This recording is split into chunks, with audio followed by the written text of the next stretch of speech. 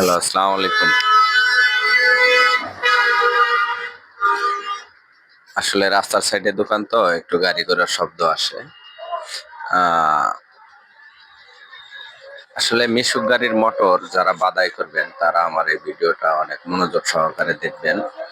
কিভাবে আমি বাদাই করি। আসলে একটা মিশুক গাড়ির ১২ টা লেয়ার থাকে। অর্থাৎ যারা কোর বলেন কোর। তো এইভাবে ১২ টার হিসাবে ৩ টা করে তার দিলে আপনার হচ্ছে ৪ টা করে তার পড়ে। অর্থাৎ ৪ টা করে প্যাচ পড়ে, ৪ টা করে কোর পড়ে। সবাই ফলো রাখবেন। আ আসলে একটা অরিজিনাল মোটরটা আপনি খুলে দেখবেন আ কত নাম্বার তার, কয়টা করে তার থাকে সেটা মাথায় রেখে কয়টা করে প্যাচ থাকে। যারা নতুন আছেন তারা অবশ্যই খোলার সময় ফলো রাখবেন এবং মনে রাখবেন। মনে রেখে এইভাবে আপনার মোটরটা বাদাই করবেন, তাতে ১০০ হবে। তো আসলে কাজ কেউ হাতে কলমে শিখিয়ে দিতে পারে না। নিজের অভিজ্ঞতার কাজে লাগিয়েই কাজ শিখতে হয়। দেখেন আমি আসলে আ কিছু ভিডিও কেটে দিছি। মানে শুরুর থেকে দিতে পারি নাই। কারণ হচ্ছে ভিডিওটা অনেক বড় হয়ে যায়। অনেকেই দেখতে চায় না। দেখেন আমি বাদাই করতেছি। আস্তে, আস্তে প্রায় আমি ১২ টি গাঁঠি সম্পূর্ণ করলাম। আর ১ টি গাঁঠ বাকি আছে সেটা এখন ধরলাম। তো দেখতে থাকেন। আসলে আমার ভিডিও দেখে আপনারা সবাই কাজ শিখতে পারবেন। আর বিশেষ করে আমি এই মিশুক মোটরগুলো অনেক আগে থেকেই বাদাই করে থাকি। অনেক সময় ভিডিও দেওয়াও পড়ে না। কেউ রিকোয়েস্ট করলে কমেন্টে তখন আমি সেই ধরনের ভিডিও দিয়ে থাকি। আ তো সর্বশেষ যারা আসলে এই মিশুক মোটর, কন্ট্রোল বক্স যারা কাজ শিখতে চান তারা আমার স্ক্রিনে দেওয়া নাম্বারে কল করবেন এবং হোয়াটসঅ্যাপ নাম্বারও ওইটাই, ওই একই নাম্বার আপনারা সেভ করে হোয়াটসঅ্যাপ নাম্বারে নক দিবেন। যারা মিশুক মোটর গাড়ি বাদাই বা কন্ট্রোল বক্স মেরামত করা ইত্যাদি সবকিছু যারা শিখবেন আমার হোয়াটসঅ্যাপে নক দিবেন। ইনশাল্লাহ আমি যথেষ্ট চেষ্টা করব আপনাদের ওই ধরনের ভিডিও দেওয়ার জন্য। আর ওই ভিডিও দেখে আপনাদের যাতে উপকারিত হয় সেই জন্য আপনারা কমেন্ট করবেন। আমি ওই অনুযায়ী ভিডিও দিব। যাই হোক পর্যায়ক্রমে আমি ১২ টি গাঁঠি বাদাই করে নিছি। তো মাথায় রাখবেন একটি মিশুক গাড়িতে ৩ টি তার থাকে। সেটা ১৯ টাও হতে পারে, ২০ টাও হতে পারে, ২১ টাও হতে পারে। মানে একটি তারের ভিতরে ফ্লাই সেটা ২২ নাম্বার হতে পারে, ২৪ হতে পারে, ২৬ হতে পারে। তারের উপর নির্ভর করে কতগুলো প্যাচ থাকে। আর ১৯ টাও থাকে, ২০ টাও, ২১ টা বা ২২ টাও অনেকগুলা মিশুকেও থাকে। আসলে সবাই এগুলা ফলো করেই যে কয়টা প্যাচ থাকে দিবেন। আর বিশেষ করে মোটর বাদাই করার আগে আপনারা সবাই ফাইবারটা খুব ফায়ার প্রুফ মানে অরিজিনাল ফায়ার প্রুফ দিবেন। কারণ অনেকেই বাংলা ফাইবার দেয়। কারণ এই ফাইবারগুলা সহজেই পুড়ে যায়। আসলে মিশুক গাড়ি তো অনেক সময় মাল টানে, বস্তা টানে এবং ওভারলোডের কারণে এই ফাইবারগুলা পুড়ে যায়।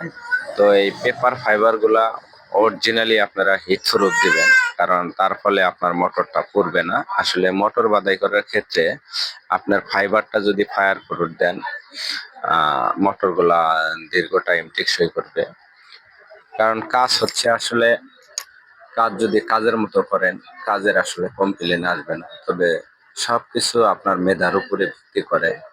দেখেন আপনি এত কষ্ট করে একটা মিশুক গাড়ির মোটর বাদাই করবেন। যদি ফাইবারটা বাংলা দিয়ে ফেলেন, তো অল্প দিনেই এটা মানে হিট খেতে, খেতে মানে তাপে এই ফাইবারটা নষ্ট হয়ে যায়, ঝুরঝুরা হয়ে যায়, পড়ে যায়।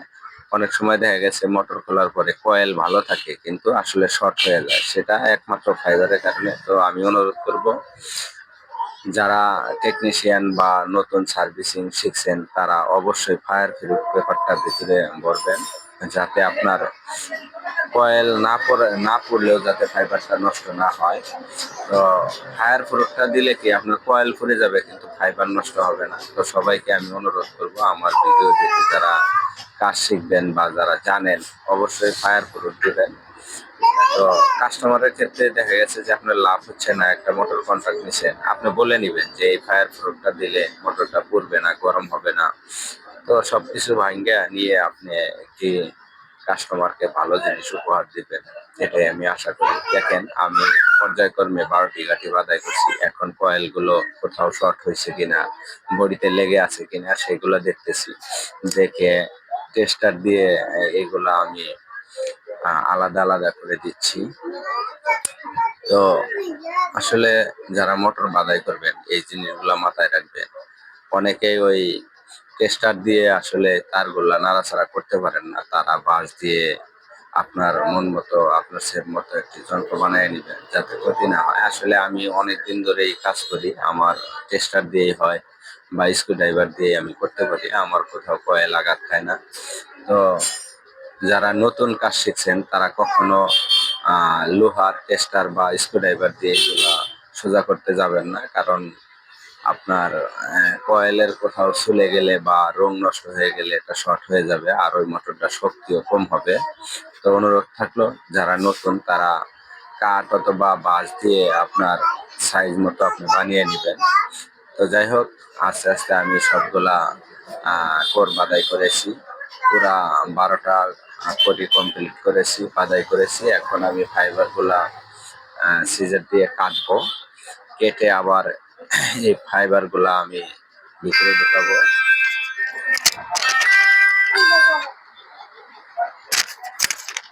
যাই হোক, আমি শেষ করলাম। এখন আমি এই ফাইবার গুলা সুন্দর করে কাটিং করে কোরের ভিতরে ঢুকিয়ে আবার এই কোরের উপরে অর্থাৎ 2 কয়েলের মাঝখানের উপর দিয়ে আমি একটা এই ঢুকবো। যাই হোক, আমি সিজার নিলাম, সিজার নিয়ে এখন ফাইবার গুলা সুন্দর করে কাটিং করব। তো যাই হোক দর্শক বন্ধুরা, আপনারা যারা আমার ভিডিও দেখে কাজ শিখবেন অবশ্যই আমাকে নক দিবেন। স্ক্রিনে হোয়াটসঅ্যাপ নাম্বার দেওয়া আছে, আপনারা যোগাযোগ করবেন, যে যেখান থেকে আমাকে নক করবেন। আবার কেউ যদি কাজ শিখতে চান অবশ্যই আমাকে নক করবেন এবং আমি ঠিকানা বলে দিব, আপনারা এসে আমার কাছে কাজ শিখতে পারবেন।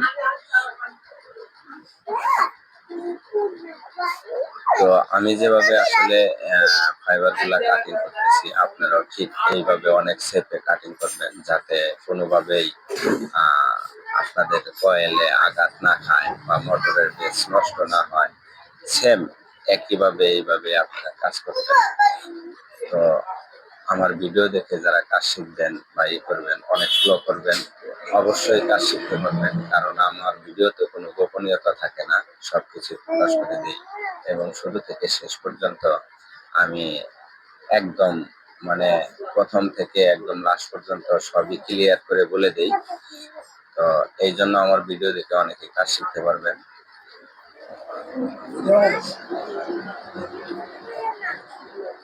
তো দেখেন আমি আস্তে আস্তে ফাইবার গুলো সবগুলা কেটে নিলাম। আমি ঠিক যেভাবে কাটিং করলাম বা ফাইবার গুলা যেভাবে ঢুকাইলাম আপনারা ওইভাবে ঢুকিয়ে নিবেন।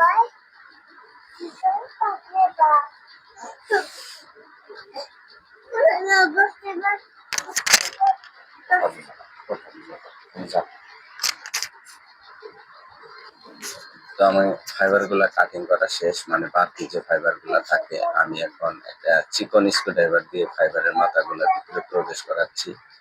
তো আপনারা যারা নতুন আছেন, যারা নতুন বাদাই করা শিখবেন তারা কখনো লোহার স্ক্রু ড্রাইভার ব্যবহার করবেন না, কাঠ অথবা বাঁশ দিয়ে চিকন সাইজ করে আপনাদের যন্ত্রটি বানিয়ে নেবেন। কারণ নতুন অবস্থায় যারা এই ধরনের লোহা জাতীয় জিনিস দিয়ে ফাইবার গুলা ঢুকাতে যাবেন অবশ্যই